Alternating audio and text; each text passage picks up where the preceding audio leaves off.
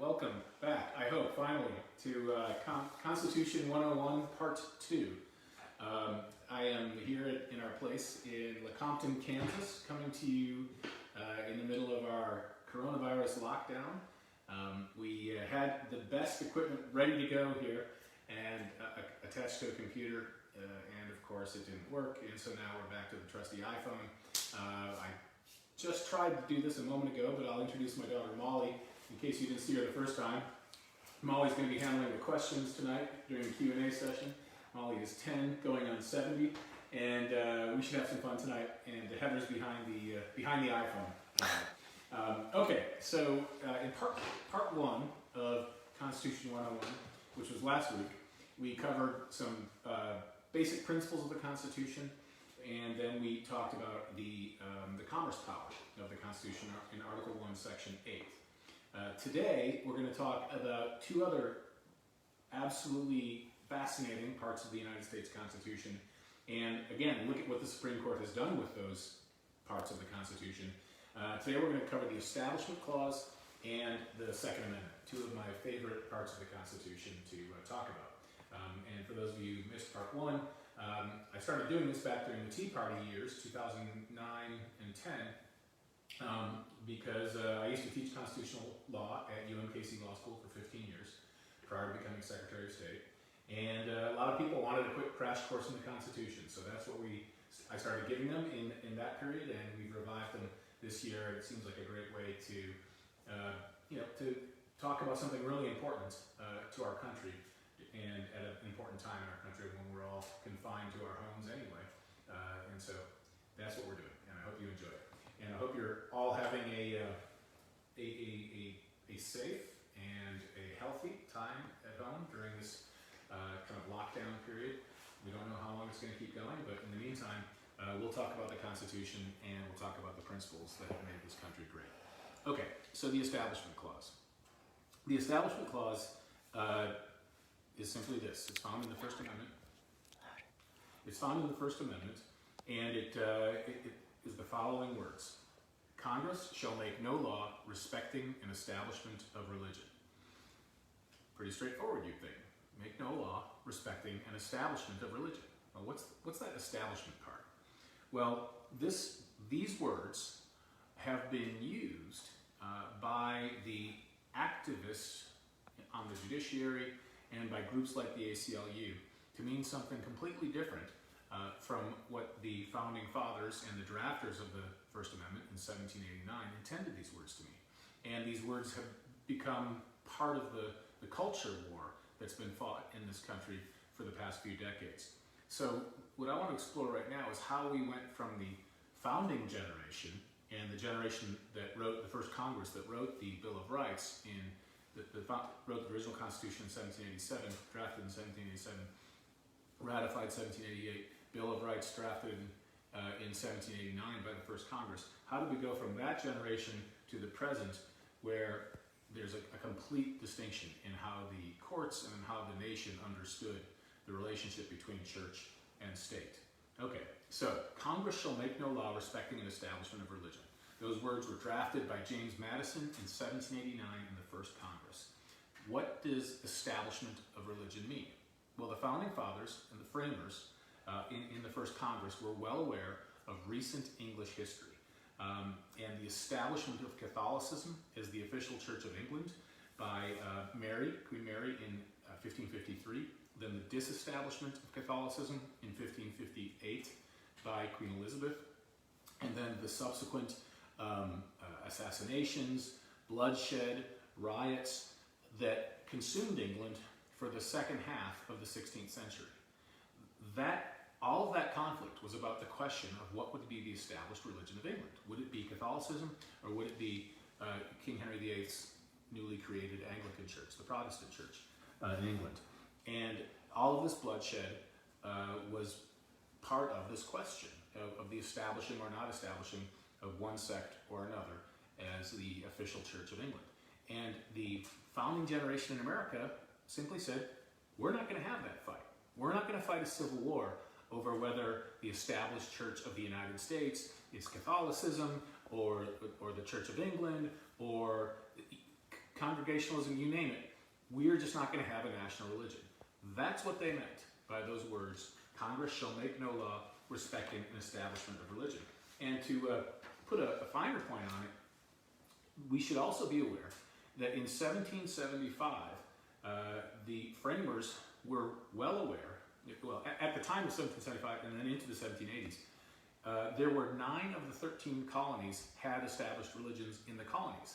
So the term establishment of a religion was something they were well aware of, because there were established religions at the colonial level, and then they became state-established religions. Now, those state-established religions would be eliminated in the first few decades of the country's history after independence, but there were established religions in these states when the words "Congress shall make no law respecting the establishment of religion" were written. So everybody knew what an established religion was.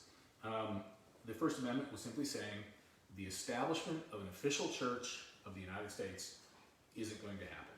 Now, to further illuminate the fact that this is what the Founding Fathers meant, you can look at George Mason's proposed wording of the First Amendment. So remember, the First Amendment, you have James Madison is the one with the pen. He's creating the final draft, but other Founding Fathers who were equally important in that time period, especially George Mason of Virginia, they too weighed in on this. And George Mason, he thought it should be worded the following way. Again, getting at the same point that Madison was with the final wording that we have. Mason said, this was his wordier way of saying the same thing. Quote, "All men have an equal, natural, and inalienable right to the free exercise of religion according to the dictates of conscience, and that no particular sect or society of Christians ought to be favored or established by law in preference to others." End quote. So the assumption with George Mason's proposed wording of the First Amendment religion clauses was, we are a Christian nation. The only issue is whether any sect of Christianity might receive the benefit of being the established official church of the United States. And he said, of course, we're not going to have that. So again, these writings all show what the Founding Fathers meant by the Establishment Clause. So to further illustrate the point, and what I'm getting here is, of course, that they were simply trying to prohibit an official religion. They were not trying to prohibit the endorsement of faith by the government. They were not trying to prohibit anything that might assist in the development of religion in the United States. They were simply saying, we don't have an established official religion. So after the First Amendment and the rest of the Bill of Rights were drafted in 1789, on the same day that Congress finished drafting the Bill of Rights, and including the First Amendment, it requested that President Washington declare a national day of prayer and thanksgiving, resulting in the first federal official Thanksgiving proclamation, in which it was declared, quote, "It is the duty of all nations to acknowledge the providence of Almighty God, to obey His will, and to be grateful for His benefits, and to humbly implore His protection and favor." End quote. So this is the official national proclamation of Thanksgiving, giving thanks for the First Amendment and the rest of the Bill of Rights. And so, again, the drafters of the Establishment Clause weren't shying away from prayer. They weren't shying away from the government acknowledging God and thanking God and humbly imploring God for His favor. And you see this because the very words of the First Amendment were being celebrated with thanksgiving and prayer.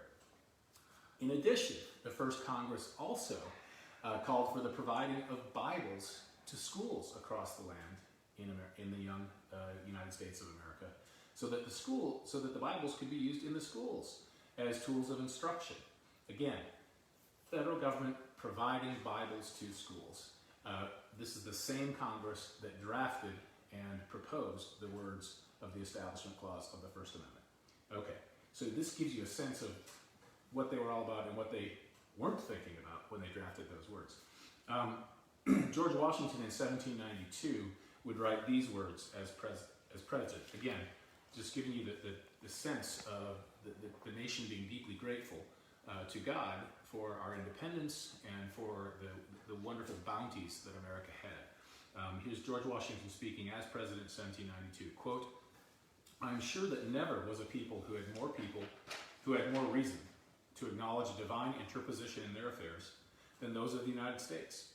And I should be pained to believe that they had forgotten that agency which was so often manifested during our revolution, or that they failed to consider the omnipotence of that God who is alone able to protect them. End quote. So again, the acts of Congress, the statements of the President, and the statements at the time of the drafters of the First Amendment make quite clear that it was a Christian context, a faith-based context. Nowadays we would, we might not say simply Christian, we might say Judeo-Christian or whatever, but there was an abundance of faith, and there was no shying away from things that might be thankful to God, acknowledge God, and welcome God into the public square. But how do we get from there to today, where we have so many lawsuits brought by the ACLU and other organizations that are intent on driving God from the public square? Well, let's explore that. So the Warren Court in the 1950s, led by Chief Justice Earl Warren, was the court that saw so many of these seminal decisions that changed the meaning of the Establishment Clause, took those words of the Establishment Clause and really twisted them into something completely different. I'm going to go through a couple of actually a list of decisions that happened one after the other. In 1962, the court eliminated prayer in public schools. That was the Engel decision. In 1963, the Supreme Court ruled that Bible reading in public schools was unconstitutional. And remember, the first Congress that passed the Establishment Clause called for public prayer, and the first Congress that passed the Establishment Clause also provided Bibles to schools in America. In 1980, the schools prohibited the posting of the Supreme Court prohibited the posting of the Ten Commandments in public schools. That was Stone versus Graham. In 1985, the court prohibited having a moment of silence in public schools. That was Wallace versus Jaffrey. And in 1992, the court barred prayer at graduation ceremonies. That was Lee versus Weissman. Then in the year 2000, the court ruled in a case that came out of Texas that it was forbidden under the Establishment Clause even to have a student-led prayer at a football game. This was a case at a Texas high school coming out of a Texas high school, where the students wrote the prayer, the students read the prayer. It didn't even have to be a prayer. It was just a message that was to solemnize the game. And the Supreme Court said, yeah, that violates the Establishment Clause too. Of course, that misses the point that in Texas, football is a religion. But be that as it may, the Supreme Court kept pushing and expanding the reach of the Establishment Clause. And these cases were typically brought by the ACLU to drive faith, drive God out of the public square, drive God out of public life. And you could see this massive wave of cases. Then in 2005, it was in the early years of the 21st century that things finally started to change in the last couple decades. The relentless expansion of the Establishment Clause started to turn around, and we started to see some cases going the other way. And in 2005, there was a perplexing pair of cases involving the posting of the Ten Commandments. Both cases were released by the Supreme Court on the same day. The decisions were announced on the same day. And the court ruled that it was impermissible to post the Ten Commandments on a plaque in a Kentucky courthouse, but that it was okay to have the Ten Commandments on a monument on the Texas State House grounds. In other words, you could have the Ten Commandments on the Capitol grounds on a monument, but you couldn't have them in a Kentucky courthouse. So how could the Supreme Court on the same day issue two completely different decisions? And the answer can be summed up in two words: Justice Breyer. Justice Breyer was the swing vote in the case, and he voted for the allowing of the Ten Commandments in the Texas State House grounds, but not allowing the commandments in the Kentucky courthouse. And Justice Breyer wrote that it's all context, that whether the Ten Commandments amounts to an endorsement of religion depends entirely upon the context. Now go figure. What is it about the context? Well, he said, well, in the Texas sort of the Texas State House grounds. There are lots of other monuments, and it didn't seem to be as much of an endorsement of the Ten Commandments. But in a courthouse, that was something different. By itself on the wall, it seemed to be a much more prominent thing. Go figure. But again, if this is what inscribed on the Supreme Court building itself, that it shows just how ridiculous these decisions have gotten and difficult to comprehend, and how these are 5-4 decisions, which also makes it hard to predict. Now, the ACLU, of course, continues to attack symbols of Christianity, as do some other organizations, and in many cases, they don't even have to go to court, because the organization that they sue, whether it be a city or a college, just backs down because they don't want to spend the hundreds of thousands of dollars that they would have to spend to defend against this lawsuit brought by the ACLU. So in January of 2002, the ACLU sued and successfully stopped the tradition of saying grace before meals at Virginia Military Institute.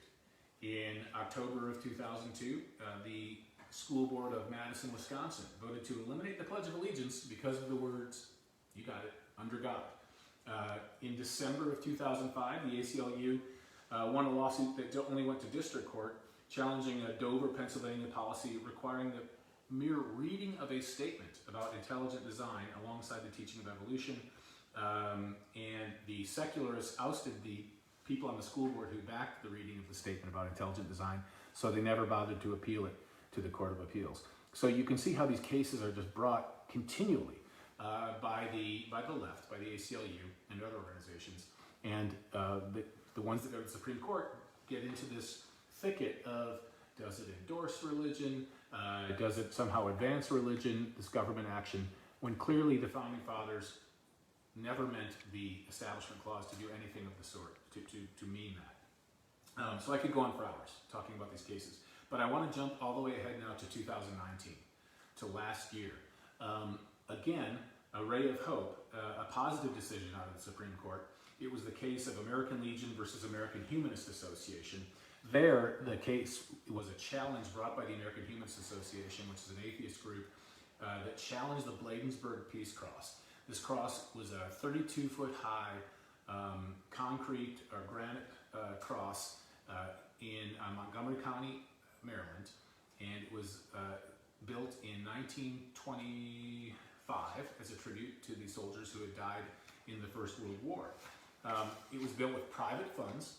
It was built on what was initially private land, but later, right along the side of a highway, but as the highway got bigger, it then became essentially part of the median of the highway in Prince George's County, Maryland, just outside of Washington, D.C.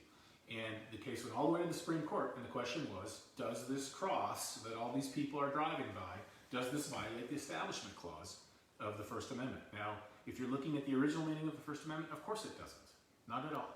But the American Humanist Association said it did. And it goes to the Supreme Court, and the Supreme Court rules 7-2 that that this is not a violation of the Establishment Clause. The 5 conservative justices were joined by Justices Breyer and Kagan, and Justice Alito wrote for the majority, and he said, quote, even if the original purpose of the monument was infused with religion, the passage of time may obscure that sentiment, end quote. And he said there are all kinds of other reasons. It commemorates those who gave the sacrifice, the ultimate sacrifice in the First World War. There's historical reasons, and there's religion. And he pointed out, Justice Alito did, that the relief that the American Humanist Association wanted was either tearing down the cross or ripping off the 2 horizontal arms of the cross so it looked like an obelisk and no longer looked like a cross. That's what they were demanding that the American Legion do. And Justice Alito pointed out that if they got that relief, it would look like the government was hostile to religion. He said a government that roams the land tearing down monuments with religious symbolism and scrubbing away any reference to the divine will strike many as aggressively hostile to religion, end quote. Indeed it would. And so the court came out with a correct ruling in that case last year. But I want to just pause for a second and think how close we came to having the court going the other way. In the 7-justice majority were, of course, the conservative justices, Gorsuch and Kavanaugh. if Hillary Clinton had won the 2016 election, Gorsuch and Kavanaugh would have been Merrick Garland and some other activist judge. They would have joined the judges in the liberal minority, almost certainly, and you would have had then a 5-4 decision. But remember, among the 5 was Justice Breyer. And so it would be yet another situation where you have 4 conservatives, 4 liberal activist justices, and then Justice Breyer trying to decide what to do. And I guess, I suspect that in that alternative reality, Justice Breyer might have decided that context wasn't what he thought it was in this particular case, and he might have gone with the activist left on the court. So it quite possibly could have been a 5-4 decision the other way if Hillary Clinton had won the election of 2016. So just think about that. The Bladensburg Peace Cross would have been torn down, and it wouldn't have stopped there, because there was another case coming out in the 11th Circuit, which includes Florida, and this was just in February of this year, February 2020. This was the Bayview Cross in Pensacola, Florida. And in the Bayview Cross case, same argument was made by those challenging the cross, that this cross was an establishment of religion. And the 11th Circuit rendered their decision just a couple months ago saying, well, because the Supreme Court ruled in the Bladensburg cross case that these crosses are okay, therefore we are bound by that decision and the cross stands. Again, imagine if Hillary Clinton had been elected, the Bladensburg cross would have probably been ripped down. If that had happened, then the Pensacola Bayview cross would also have been torn down, and the ACLU and the American Humanist Association would indeed be roaming the land looking for every cross on government property. We came so close to being in that situation, and I thank God that the right side won. Our rights, our national structure, and the ability to have the recognition of God in the public square hangs by a thread. It really does hang by just a vote or two on the United States Supreme Court. And the unfortunate fact is that the doctrines that have pushed prayer from schools, have pushed Bibles from schools, have pushed prayers from graduation ceremonies, these doctrines don't bear any real relationship, or any close relationship, I should say, to the words of the Establishment Clause of the First Amendment. Again, the Establishment Clause meant by the people who wrote it and ratified it simply that there shall be no official religion of the United States of America. So, as we saw last week, you have the original meaning of the Constitution. You then see the Supreme Court diverging so far from that original meaning, starting in the 1950s and 60s, going way to the left, and in an activist way, reinterpreting the Constitution. And then finally, with conservative justices in the last few decades, bringing the court back in the right direction. But we've only barely started coming back. We're still a long way from the original meaning of the Establishment Clause of the United States Constitution. Okay, so that's the Establishment Clause. Part 2 of this presentation is the Second Amendment, which is another favorite part of the Constitution of mine. I've gotten a few messages that the sound is a little bit low, so I'll hold this microphone a little bit closer if I can. Is it? Check on it. And let's make sure the volume is turned all the way up. Okay, hold on, bear with me here. Is it coming through? All right, well, we'll continue.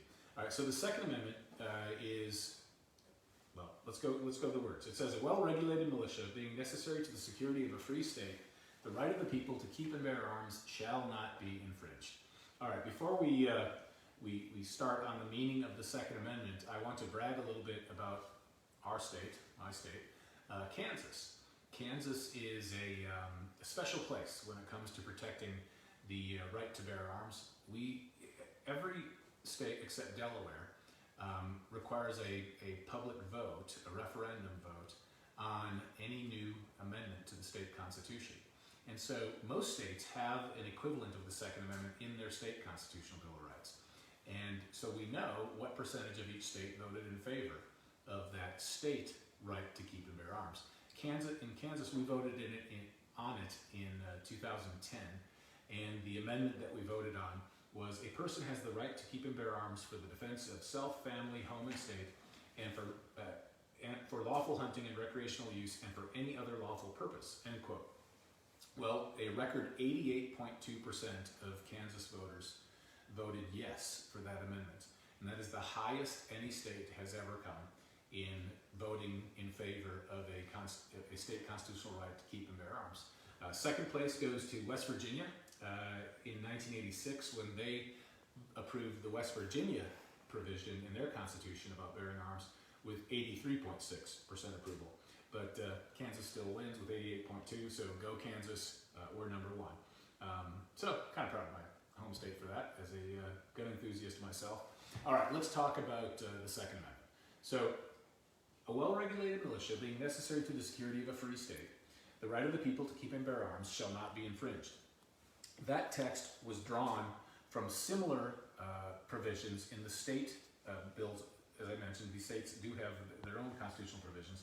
Several of the earliest states had it in their original constitution.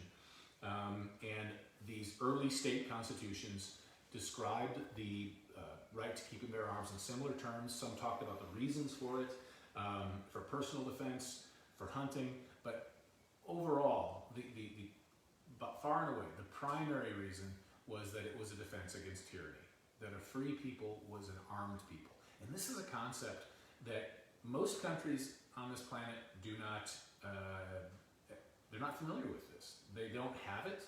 You don't have a right to bear arms in the majority of countries. You have it in a good number of countries.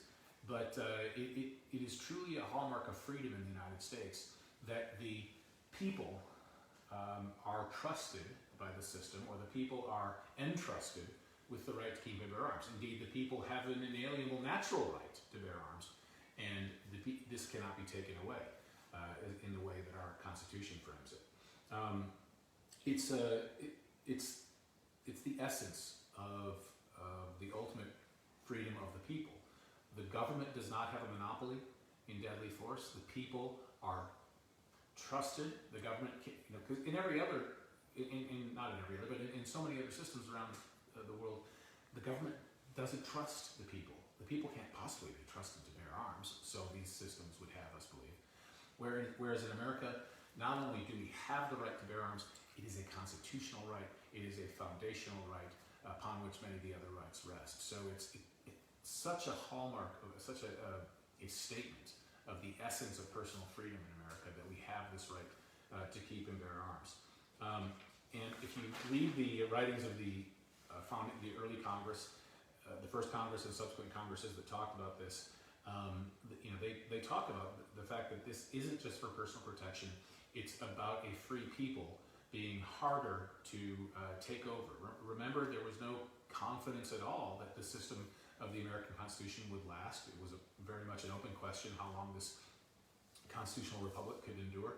And if you read the writings of Noah Webster, for example, he talks about the first thing that a tyrannical government does is disarm the people. And of course, the 20th century is full of examples of tyrannical governments disarming the people. And the American founders said that's not going to happen here. Our people will always have the right to keep and bear arms. So what about the Supreme Court and what's happened with the Supreme Court's treatment of this? For most of our nation's history, there weren't any cases interpreting the Second Amendment because for most of our nation's history, there really weren't that many. Certainly weren't federal laws dealing with the right to keep and bear arms. And then after the Civil War, I won't get into this history, but when the 14th Amendment was eventually applied against the states, then the words of the Second Amendment could be applied through the 14th Amendment to state laws. And again, there weren't that many laws regulating gun possession and gun use, even in the 1800s. It wasn't until the 1900s of the 20th century that there were enough gun regulations, gun laws out there, and then Congress got into the game, that finally you started to see these cases challenging some of the early gun laws. And so in 1939, a case came to the Supreme Court called United States versus Miller. And in that case, the lawyers who were representing the United States, the Justice Department and the Roosevelt administration, were adopting an idea that some liberals had come up with in the 1930s and even earlier. And the idea was that maybe you could use the Militia Clause to limit the Second Amendment. And again, the Militia Clause is a well-regulated militia being necessary to the security of a free state.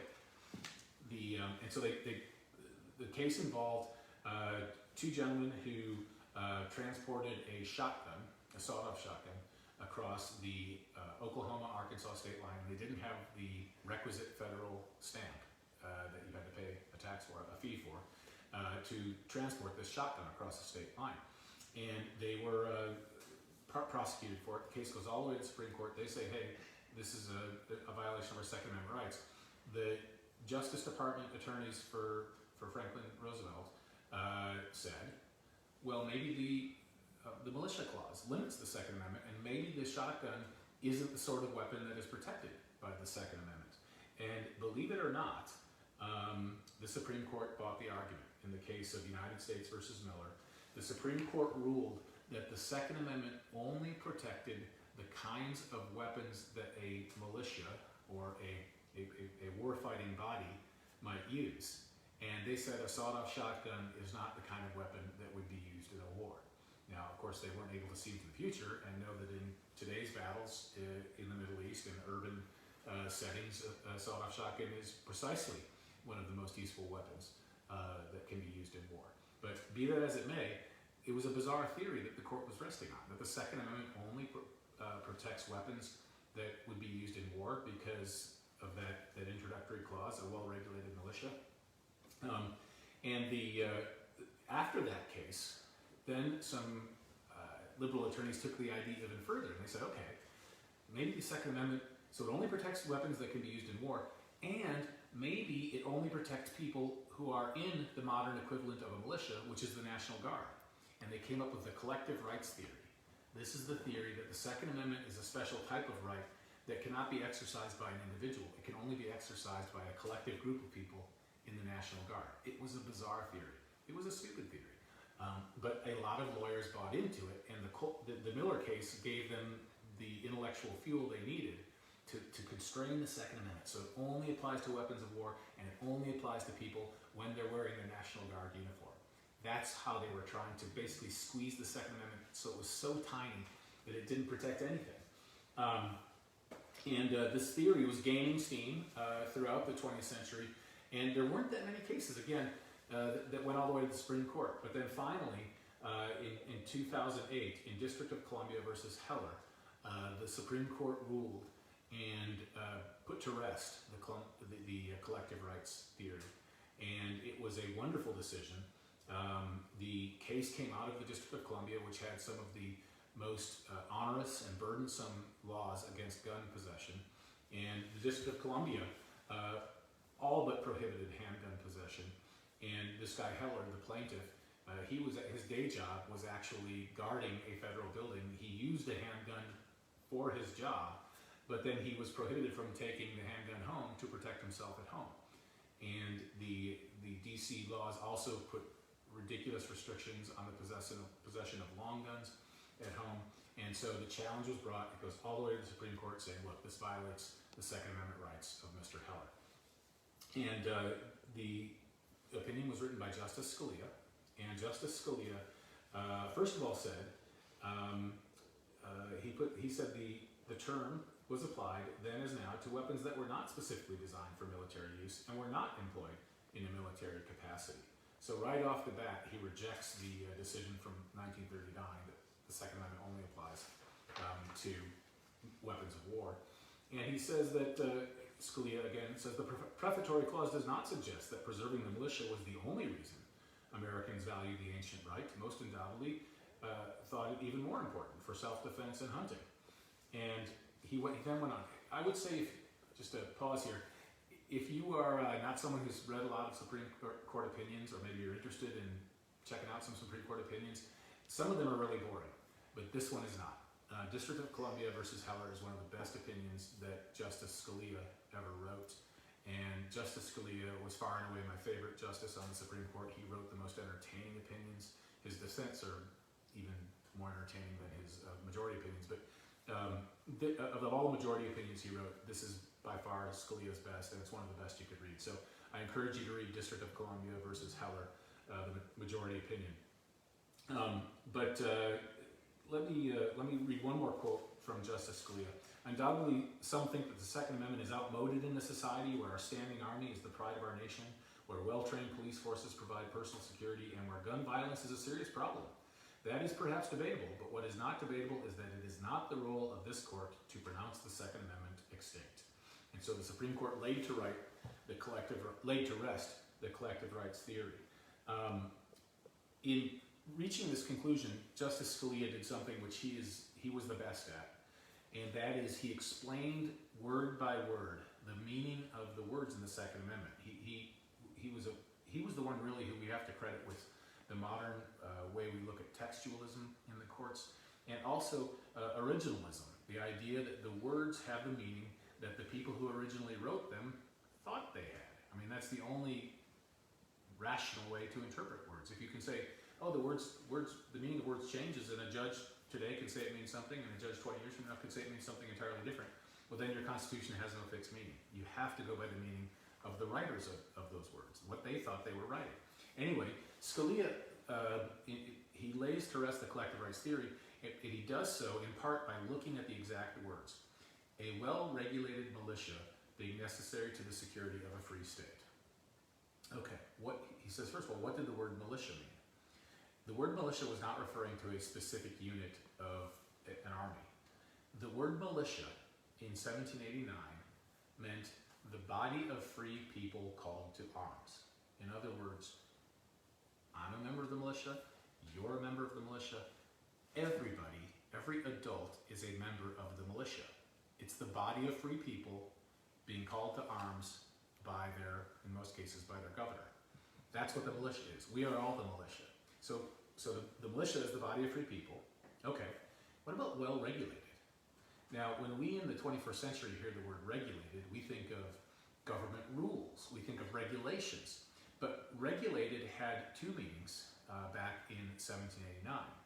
And one of the meanings we no longer use today, and that is regulars. Remember going back to your American history, remember the regulars, the British redcoats were regulars, and down in the South they fought the irregulars of the Swamp Fox, Francis Marion, the American Revolutionary War leader. Americans had irregular forces. We also had some regulars under George Washington's command, but we had a lot of irregulars. What does that mean? It means regulars were trained, irregulars were untrained forces. They were farmers who picked up their muskets and went to war. And so if we know that to regulate means to train, then let's go back and look at the words of the Second Amendment. A well-regulated militia, let's insert the modern meaning of what we would today understand those words to mean. A well-trained body of free people called to arms, being necessary to the security of a free state, the right of the people to keep and bear arms shall not be infringed. Oh, now it makes perfect sense. If a free society is defended by the people, we the people called to arms, and we have to be well trained, then we have to own arms in order to train them. In order to practice shooting, we have to have guns. So you can't have a well-trained body of people in your nation, well-trained at shooting, unless they actually have arms and can bear them and possess them in their homes. That's what the Second Amendment means. And Scalia does a much better job than I just did of explaining it. But when you dissect those words and you see what they meant, a well-trained body of free people who can be called to arms, of course we have to have guns. How else are we going to be able to train ourselves? So, and practice. And this was something too that happened in the early history of our country, that there was actually a calling of people to practice in a county, to defend themselves. But of course that's a different era. So that's, Justice Scalia did a wonderful job of restoring the Second Amendment to its original meaning. That's an example of a case where we started with the original Second Amendment meaning that the Founding Fathers intended. We got way off in 1939 with the Miller case, and we've come fortunately almost all the way back. And we'll see how far we come in future cases. So that's I think a victorious story, a success story for the Constitution. But I'll tell you, there is one cautionary note. The DC versus Heller decision was, you guessed it, a 5-4 decision. 4 justices on the United States Supreme Court do not think that the Second Amendment protects an individual right. They don't think that the right to keep and bear arms is something that you enjoy and I enjoy. They think that the government can take that away, and they think it's much more narrow, much more limited. And so, again, think where we would be if Hillary Clinton had won the election. We would have seen 2 of the justices replaced in the majority, and we would be in a situation right now where we would be dreading the case coming up to the Supreme Court where our Second Amendment rights would be eviscerated. And so we are a heartbeat away from our Second Amendment rights being lost. And I pray that the justices in the majority don't get into an automobile accident or don't do something foolish and get hurt, because if Trump doesn't win and there's a vacancy on the court, and one of those 5 justices who now comprise the originalist majority, if one of them, God forbid, passes away, we would be in a situation where that 5 justice majority that protects our right to keep and bear arms would be gone. So it is not a situation where we can feel secure and say, oh, we're out of the woods now. These elections really do have consequences. So the Second Amendment, again, restored to its original meaning, at least in the Heller case, although there will be follow-on cases that hopefully go in the same direction. I want to end my statements about the Second Amendment by reading from one of the founding fathers, Thomas Jefferson. And Jefferson was not at the framing convention in 1787, but of course he was very involved in the life of the nation in the early Congresses, and of course was our 3rd president. Jefferson wrote this in his Commonplace book, which was published in 1776. He said, "The Constitution of most of our states and of the United States," he's referring at that point to, no, I'm sorry. That was from a different book. Okay. This is from the Commonplace book. "The laws that forbid the carrying of arms disarm only those who are neither inclined nor determined to commit crimes. Such laws make things worse for the assaulted and better for the assailants. They serve rather to encourage than to prevent homicides. For an unarmed man may be attacked with greater confidence than an armed man." End quote. That sounds like something that could have been said 10 years ago in one of the concealed carry debates in the state legislatures. Jefferson laid it out quite clearly. If you forbid the carrying of arms, you make it easier for criminals to assault unarmed people. And that was from his Commonplace book of 1776. This quote is from 1824, and it's in a letter to John Cartwright. Again, Thomas Jefferson speaking. Quote, "The Constitution of most of our states and of the United States assert that all power is inherent in the people, that they may exercise it by themselves, that it is their right and duty to be at all times armed." End quote. Did you hear that? He didn't just say it's your right to be at all times armed. Thomas Jefferson said it is your right and your duty to be at all times armed. So, those of you listening, if you're not armed at this time, you would be violating your duty as laid out by Thomas Jefferson. And again, this is Thomas Jefferson here, the author of the Declaration of Independence. And I want to close with one more Jefferson quote. This is one of my favorites. This is Jefferson's thoughts on exercise, and it's relevant. Trust me, I'm getting to it. This is what Jefferson said. He said it in a letter to Peter Carr in 1785. Quote, "A strong body makes the mind strong. As to the species of exercise, I advise the gun. While this gives moderate exercise to the body, it gives boldness, enterprise, and independence to the mind. Games played with a ball and others of that nature are too violent for the body and stamp no character on the mind. Let your gun therefore be your constant companion of your walks." End quote.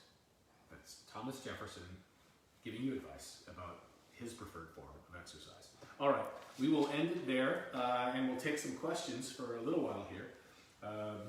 We started late, so we're already about 50 minutes in. But we are going to now have Molly read a question for me. Go read up there so they can hear. You can, oh yeah, why don't you come up and say it up here? Okay. Is there anything that can be done to keep firearms away from bad guys without infringing on lawful citizens' rights? So that's basically the question, are there any laws that can be done without violating, can be passed, that don't violate the Second Amendment? Yeah, there are.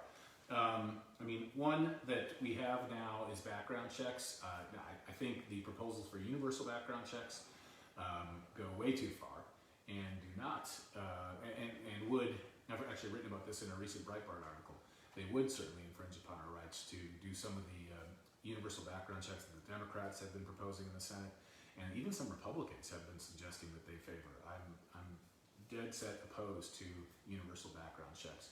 But the system we have right now certainly provides at least one layer of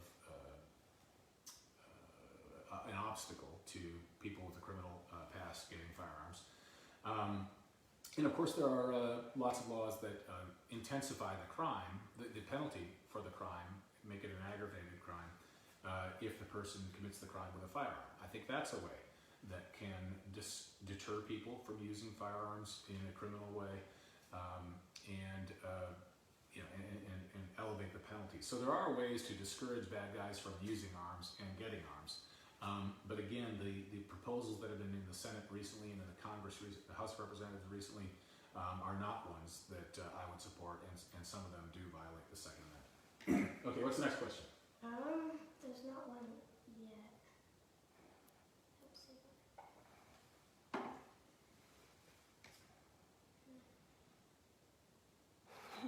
I think that's it. All right. Any other questions at this point? We did go a little bit long with our late start. Let's give it a second in case anybody wants to toss another question our way. Okay.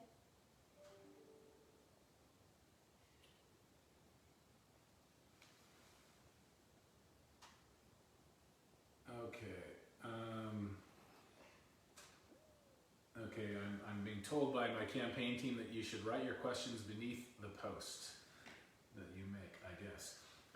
So we'll hang on here for another minute or so. Last time we had a ton of questions, so I'm guessing that for whatever reason they may not be coming through. But if not, hopefully what I explained was so perfectly clear. Nobody has any questions, but I'd be happy to answer any additional ones. And you get to have this wonderfully cute little girl read your question for you.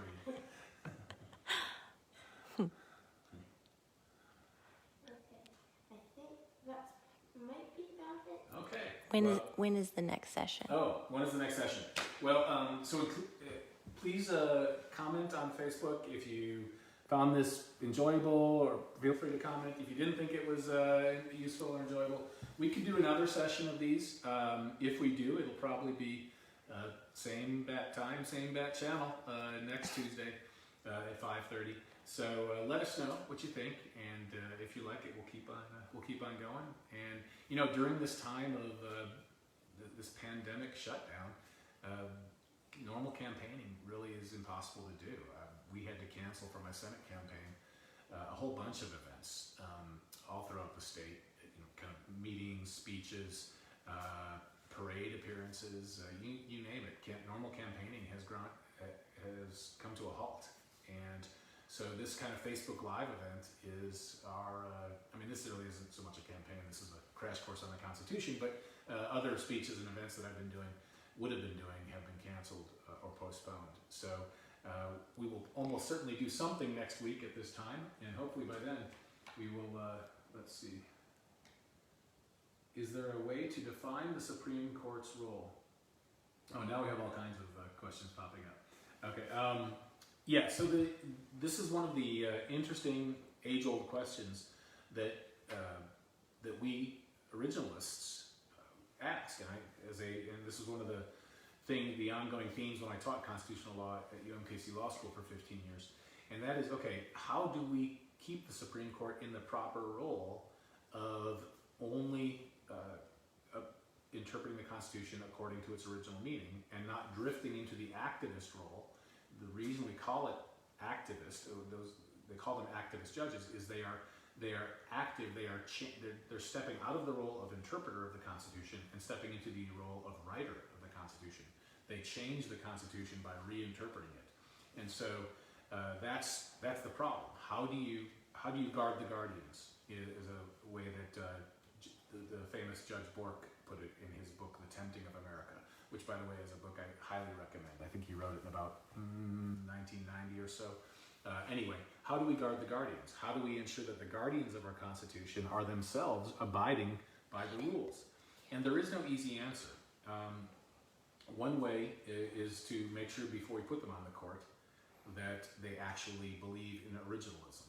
They understand that to be the proper way to interpret the Constitution, and they don't subscribe to this living, breathing document. A living, breathing document is not a Constitution at all. A living, breathing document is empowering judges to change the words to mean whatever they want them to mean. So the best way to control the Supreme Court and keep it in its proper role is by appointing justices who clearly understand originalism to be the proper way to interpret the Constitution and the only rational way to interpret the Constitution. That's one thing I hope to do when I'm on the United States Senate, is to be a senator who carefully scrutinizes those judges, and if I'm on the Judiciary Committee, which I expect I probably would be one asking those questions, grilling the judges, and asking the follow-up question. You know, today, when a judge, some liberal Democrat president like Obama appoints somebody to a federal court, all the liberal judges, all the activist judges know the magic words they have to say. When a senator says, what's the appropriate role of a judge, they have to say, a judge's role is to interpret the law, not to make new law. But they don't mean it, many of them. And the senator has to be able to ask the follow-up question, okay, but in this case, you said such and such, and it appears that you changed the meaning of the law or of the Constitution, and put those judges, those would-be judges, on the spot and make them defend their past decisions as ones that can be justified. So, to answer the question, again, use the appointment process to do so, and make sure that we get originalists on the court. Do governors have the right to close churches? Oh, that's an interesting question. So the question really has two parts. Do the governors have the authority to close anything? And then the second part is, if they do have that authority, do they have the authority to close churches? The first part of the question depends on the state. Each state is different, and there have been, this came up last week, the question in terms of Kansas. The governor's office of Kansas has cited 3 different statutes that allegedly give the office of the governor or the office of local executives the authority to restrict the movement of people. I still have not had a chance to read those statutes. It's been a very busy week. But just for the sake of argument, let's just assume that whatever state we're talking about, that the governor actually does have that authority to close something down. Closing down churches is a little bit of a different thing, though, because of course the First Amendment says very clearly that Americans have the right to practice their religion. Now, I'm not aware of any governors who have, well, there are some governors in the coastal states that have issued orders insisting that these places of worship and other places be shut down. But it would be an interesting case, and I think probably, I think the churches would win. If a church, let's say a governor shut down churches and imposed a criminal penalty or some sort of penalty on a church that insisted that they were going to meet in person anyway. I think it would be, I don't know what the vote would be in the Supreme Court, but I think it would be a slam dunk case for the church to say, look, the First Amendment free exercise clause clearly allows us to worship. So, these are strange times we're in times like this, sometimes you find courts that will, parse the words or misinterpret the Constitution, but I think, it's pretty clear that we have a constitutional right to assemble and worship, and churches have voluntarily done what's good for their congregations, and have said, okay, we're not going to be having in-person meetings, and of course today we have the ability to do Facebook Live and all these other ways. My church, we have been having services online, YouTube basically services, and they've been great. Morning Star Church of Lawrence, by the way. So that we have an alternative, and I don't think such a case is ever going to arise because we have an alternative, and because churches are, by their very nature, looking out for the well-being of their congregants. But it is an interesting question. What would happen if you had a governor using a decree to shut down churches, and churches saying, no, we feel we have to meet in person? Again, I don't think that case is ever going to arise, but I do think the church would have a very good First Amendment argument under the Free Exercise Clause. Any others? That's it. Okay. Well, we'll stop it there. I should note that this is March 31st, and it is the end of the quarter for campaigns. Those of you who have ever made a contribution to a campaign are probably getting lots of emails today saying, don't forget, please make a donation now. If you got one from our campaign, please answer it.